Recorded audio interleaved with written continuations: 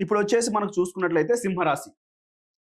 సింహరాశికి చూసుకున్నట్లయితే 1, 2, 3, 4, 5, 6, 7, 8వ స్థానంలో మనకు 8వ స్థానంలో చూసుకున్నట్లయితే శని, అలాగే శుక్రుడు, అలాగే రాహు. రాహు అంటే 7వ స్థానానికి వచ్చేస్తాడు.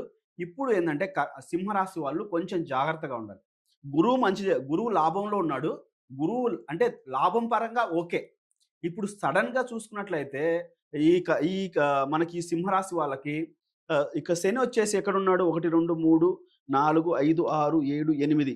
8వ స్థానంలో ఉన్నాడు శని. ఓకే. సో, 8వ స్థానంలో శని ఉన్నప్పుడు సడెన్‌గా ఏదైనా జరిగే ఛాన్సెస్ ఉంటాయి. అంటే లాసెస్ కావచ్చు, గెయిన్స్ కావచ్చు. పైగా ఇప్పుడు సడెన్‌గా మనకు లాసెస్ రావడానికి ఛాన్స్ ఉంటది. ఎందుకంటే శని మీ లగ్నానికి యోగకారకుడు కాదు కాబట్టి, ఆయనొచ్చేసి మనకిక్కడ 8థ్ హౌస్‌లో ఉన్నాడు కాబట్టి 1, 2, 3, 4, 5, 6, 7, 8 8థ్ హౌస్‌లో ఉన్నాడు కాబట్టి కొంచెం జాగ్రత్తగా ఉండండి. శని ప్రతిరోజు మీరు ఓం శం శనైశ్చరాయ నమః అనే మంత్రాన్ని 19 సార్లు చదువుకోండి. మార్నింగ్ లేవంగానే ఓం శం శనైశ్చరాయ నమః అనే మంత్రాన్ని చదువుకోవాలి. అలాగే